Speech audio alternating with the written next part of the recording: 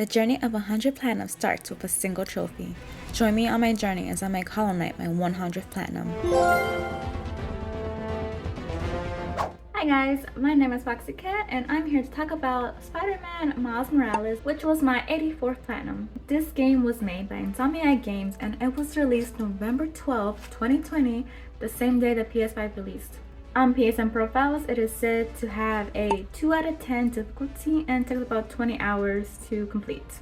I want to play this game day one, but I want to wait to get my very own PS5 to get the best possible PS5 experience. So a year later, I got my PS5, I got the game, and I started playing it. That is until my DualSense stopped working. Again, this DualSense, I keep bringing it up, but it stopped working. So I had to wait some time before I could play it again before I got another DualSense. So I literally had to put the game on pause until I got another DualSense. So what did I think about the game? Well, it was everything I thought it would be. And that was it. What I needed was something more. And I mean like more. Okay, so the Venom powers were really cool and all. And I was starting to use it more and more as the game progressed. But then that got boring too. I loved the first game so much, and this is just more of the first game. But the visuals were pretty nice. It performed well. It was so cool. The web swinging was so much fun. Miles was Afro-Latino, and I thought that was cool. In the beginning of the game, there's like a little festival going on or something, and I just loved walking through that. Not only because it was so pretty to look at, and I guess the reflections and everything was so bright and pretty. The music was great. I love that there was Puerto Rican flags everywhere. That's great. I love me some representation too. So yeah, representation really matters. So about the story, I guess it was kind of hit or miss for me. Mostly miss. I was mostly annoyed by it. Basically, you have a friend. Her name is Finn. Somehow you just lost touch, and then you meet each other again. All that. Turns out that she is the leader of the underground, right? The thugs, really. And I didn't find that at all believable. Like how did she become leader? Where did she get this tech from? Why is everyone following her, what she says, right? Like maybe I missed something, but I just didn't understand. So she's getting revenge over what's it called? Moxon? She's getting revenge over this rich white guy, right? And yeah, like I get it. Like she wants revenge, but I really don't like revenge stories. Like I feel like they're played out, or they just don't, like, I don't understand them. They don't mean anything. I just hate how people act when they're all revenge like. It's like they're so mad and angry at everybody, just they don't see any reason, they just want to kill everybody, right? And of course she wouldn't listen to reason. They would try to explain to her, like what she's doing is basically destroying the city, but she don't care, she don't listen. Like, oh my god, I don't want to deal with you right now. Finally, at the end, she finally realizes that what she's doing is bad, and oh no, I don't care. And she makes the ultimate sacrifice, and I really just I don't care. Like I guess I don't really like revenge characters because I don't find them really likable. Like if you want to be evil, just be evil for other reasons, just not for revenge. I don't know. Like I said, maybe I just think it's boring. And so the final boss fight with her, I thought it was kind of fun. Like, okay, maybe I'm having a little fun here, but I thought it lasted way too long. Way too many phases. I forgot how many phases it was. It felt like 4 or 5. It just needed 2 good phases, okay?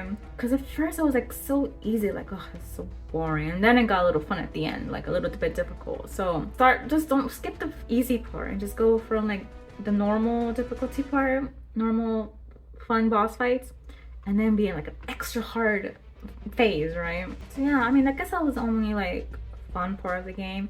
So when I beat the game, I tried to figure out what it was that I didn't like about the game much, and I figured it out when I was going for the other trophies. When the one trophy where you have to defeat Peter's first villain, and that was the Vulture, and we had to fight a hologram version of the Vulture. And I was like, okay, here we go, I'm gonna do another hologram thing. But it was actually really fun.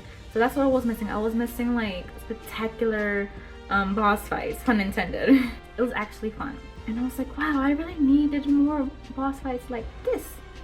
And so another thing I didn't find believable is that Finn had a bunch of tech on her, and everything. It was just a little girl, and I don't know, maybe I just didn't find it believable that she was so strong, and why couldn't she just get down, not knocked out in one punch, right? Like, just punch her, and that's all, that's the end of it, right? But it's whatever, it's a video game, I guess. So yeah, basically just got bored fighting humans, even tech humans. It was boring. So I'm worried about that in Spider-Man 2. We're gonna have to fight humans every now and then, but what I want is more spectacular boss fights, like in the first game. The first game was we fought like a dozen villains, and that was pretty cool. Okay, in Miles Morales, I forgot that you do fight Rhino. That was kind of fun, but just needed more of that. Like, I needed a longer game, basically. So there's another thing about this game. I don't want to get too personal here, but I'm gonna get a little personal. So when you beat the game, Finn sacrificed herself. Miles, of course, is sad. So he called his mom about it, talked about his feelings. And something that she said really resonated with me, and it helped me understand something at the time. You don't need to make a judgment on Finn's life, mijo. Or her death. Just remember who she was, and why you loved her. So literally at that time, it's like exactly what I needed, because I was struggling with something, and because of that, like I'll remember that line forever. That's the only thing I remember from the game. If I would have played the game and finished it like before my DualSense, you know, broke, I wouldn't have remembered that, but now I do. So I don't know, coincidence, fate, but that line hit me. So I mean, this was just like half a game. I wish it was longer. It's only like 5 hours to beat like the main missions. So I needed a longer game, more boss fights, better story. I don't know, I feel like they did try to make you feel like, oh, the friendship that Miles and Finn had. I guess it was sad because like you saw how, you know, nice and innocent she was, and then she became angry. So that was kind of sad. Maybe I did feel a little bit of something. Okay, maybe I did. And now on to the trophy list. You could tell from my tone of voice or something, I did not like this trophy list. But why? What's wrong with the trophy list? It's so easy. I don't care. What I want to know is why there's 50 trophies in this small, tiny little game. I mean, just look. The list just keeps going on and on and on. When does it end? As I said, it takes 5 hours just to beat the game. It takes about 12 hours to do all the side missions, and it takes about 18 to 20 hours to get the whole platinum. And it has 50 trophies? Man.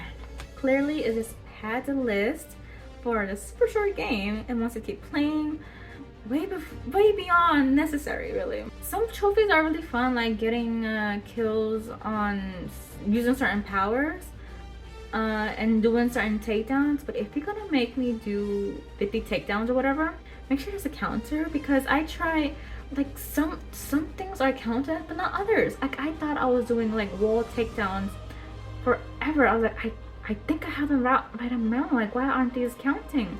So I just felt like I was doing it forever and ever, and finally the trophy popped. I was like, oh my gosh, really? I thought the collectibles were fine. I mean, they're all on the map for you, and swinging is fun. It's fun. So I wasn't too bothered about the collectibles. Challenges were fun. There's only a few of them, and you don't like do it on get the gold.